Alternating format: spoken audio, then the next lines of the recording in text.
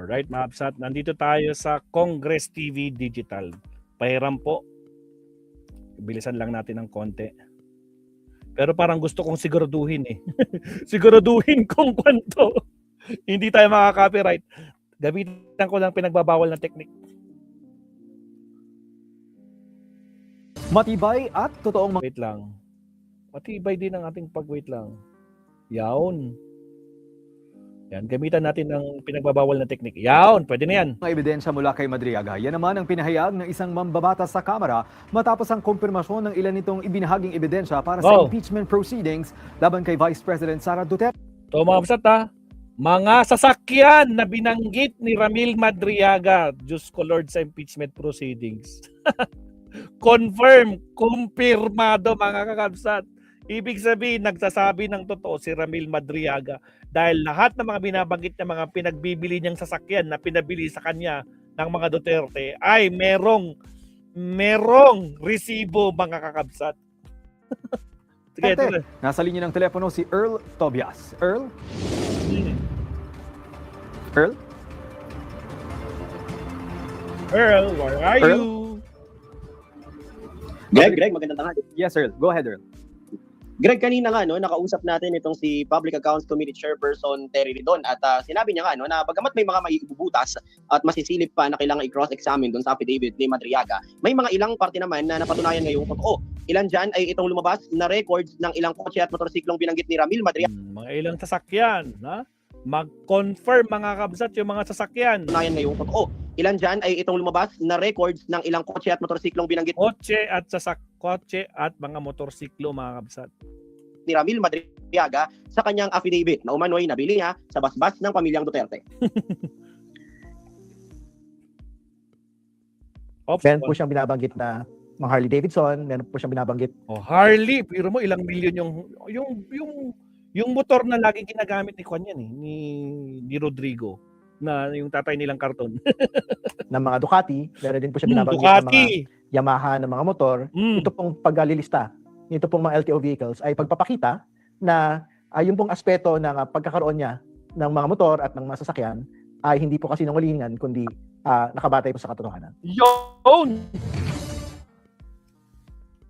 Nakasama sa affidavit ni Madriaga, sinabi niyang nabili niya ang ilang high-end na motorsiklong yan gamit ang 25 million pesos na galing daw mismo kay dating Pangulong Duterte at karamihan daw sa motorsiklo para sa operations ng Vice Presidente. Agad ding kinumpirma noon ni Madriaga ang kanyang waiver para ipasilip ang lahat ng kanyang bank records para patunayan umanong totoo ang kanyang mga ikinakanta laban sa pamilyang Duterte.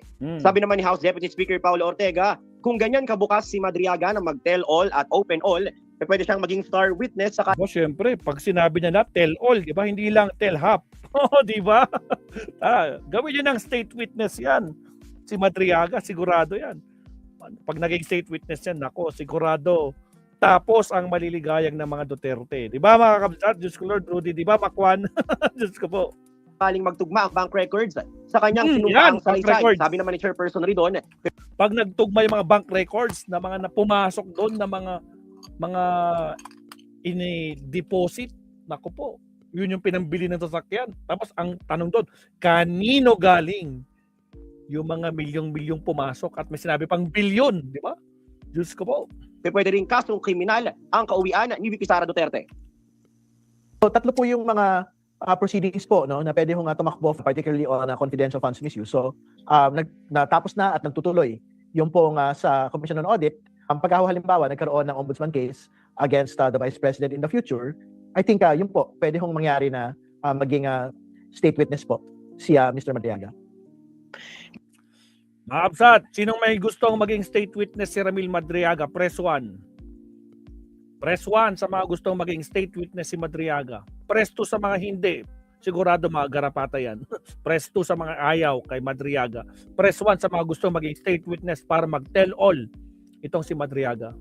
Greg, inilabas naman na ng Commission on Audit ang papel ng Notice of Disallowance kung saan ipinasasauli nila ang hiwalay pang 375 million peso confidential funds ng Vice Presidente. Ganon ka klaro ang position ng Commission on Audit.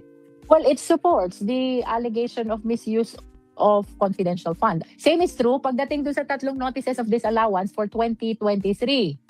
OVP confidential fund. Kasi from AOM, nag-issue na ng notices of disallowance. So I believe that these are significant, at least for the purpose of determination of probable cause. Ang transactions tax records naman ni VP Sara Duterte ang isa sa publiko. Ipinaharang sana ng asawa ni VP Sara ni si Man Scarpio ang paglabas ng kanilang income tax records mula sa BIR, pero sabi ni Luis Ro kanina, nasabit na yan sa komite noon pang nakaraang linggo. Greg. Tama. It is already mood and academic. So tuloy. Lalabas yung kanilang bank records at saka mga ano yan, BIR. Kaya wala nang magagawa, Diyos ko Lord Rudy. So ayan, mas lumaki na naman ng problema ni Lustay dito, mga kakabsat. Putragis, nako po. So paano ba yan? Bistado na. Paano ba naman? Kitang-kita mga absat yung mga resibo. Actually, ba yun, no? Na-post ko ba yun? Check lang natin Madriaga resibo sa mga motor. Merong pinost yun resibo. I think that was 2 days ago. Ito, meron na. Pakita ko sa inyo. Ducati, mga kakabsat. Ducati, ito, resibo, mga kakabsat.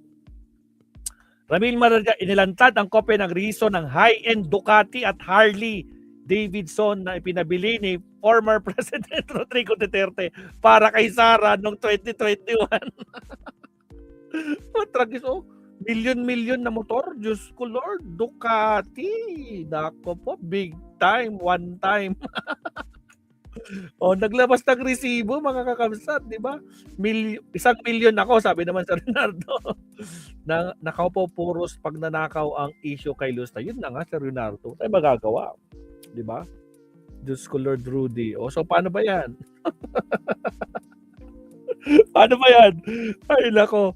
Ito. So, yan nga mabsat, no? Malaking problema na naman sa kampo ni Lustay, no? Pagkatapos bigyan siya ng notice of disallowance ng bago, latest at final ng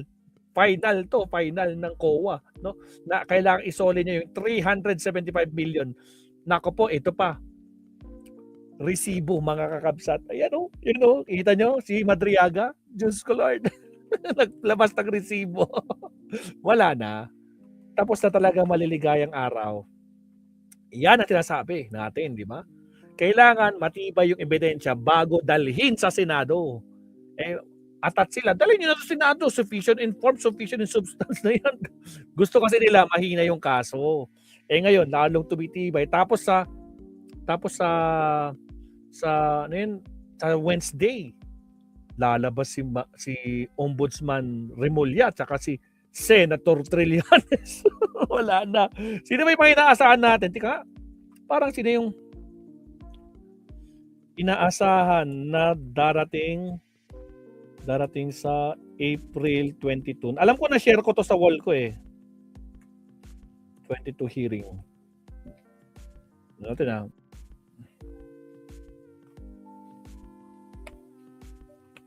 Sino ba mga darating?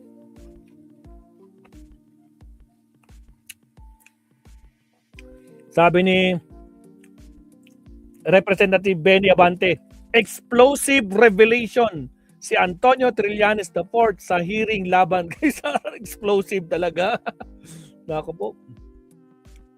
Meron Tika lang Alam ko na sa wall ko lang po. Sinishare ko lagi sa wall ko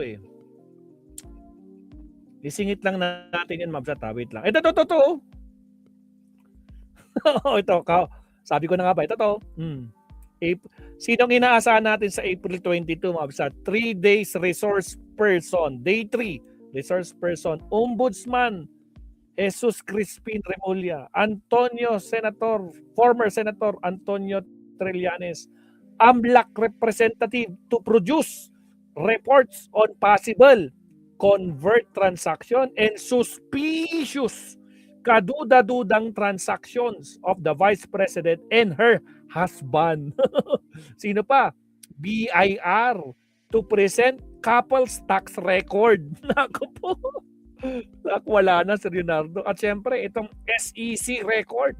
SEC representative to present a couple business record. Wala na. tapos ang maliligayang araw, wala na talaga. O di ba, Ma'am? Nako po. Kaya dyan, putragis. Di ba, mga kapsat? Wala na. So, tapos na talaga. The end is near. Ganun na lang. So, yan lang, kapsat. Yan yung last topic natin. Putragis. Napapayak na naman tayo na maggarapata. Mabibisi. Tinan nyo yung si Real Talker. Di ba? Oh, tinaon nyo na. Gumagano. Ibabalo. Tinaon nyo na naman. Bakit nyo pabigla-bigla? Ang bilis maglabas ng Supreme Court ka. Ang bilis, di ba? Nag-file nga si Sara ng TRO. Kinabukasan, nagbigay ng sulat sa Senado, sa Kongreso na magbigay ng comment within 10 days. Di ba? Ganun kabilis sa Supreme Court. Tapos ngayon, magtataka kayo. Diyos ko, Lord Rudy. O, siya. Again, maraming salamat. 2 hours tayong magkasama ulit ngayong gabi. Maraming salamat. Request naman ako, Mabsat, no? Kasi Sir Leonardo, Kabsat Katkat, Jenny Ramos, at saka sa lahat ng mga nandito, LZ Mix Vlog, mukhang naka-shadow ban tayo eh. Pasensya na, Mabsat, pero magre-request ako ngayon. Sana, pakishare naman, Mabsat, yung live stream natin na to. Maraming salamat kasi napansin ko for the past 2 weeks, no, medyo mababa yung yung ano yun, anong tawag doon? May tawag doon eh, parang nakalimutan ko tuloy. Yung parang kung paano yung views distribution niya, parang hindi siya normal eh. Nangyayari to kapag nagagalit yung mga ka-DDS natin at nagre-report kay Maestro. So, request lang ni Maestro, baka naman, pakishare na lang. No? Again, maraming salamat. Kita-kits tayo sa ating next library. At syempre, shoutout sa mga kasama natin dito. Nandyan si Katkat, si Jenny Ramos, Sir Leonardo Ansag, si Macwan, sino pa ba? Si Mark Rivera. Sino pa ba? Taas lang muna ako saglit. Jenny Ramos, Katkat. Sila lang nagko-comment. Wala na kasi nagpaparamdam yung iba eh. No? Siyempre si D-Real. Sino pa ba? Si Naomi Chin. Nakita ko rin. Si Elvira G. Si Alma Kawili. At saka sa lahat po ng mga nandito mula pa kaninang almost 2 hours tayo magkakasama. Maraming salamat. Again, pakishare po. Maraming salamat. Maestro Paul is signing off. Kita-kits po tayo bukas ng umaga. Bye-bye. Paalam.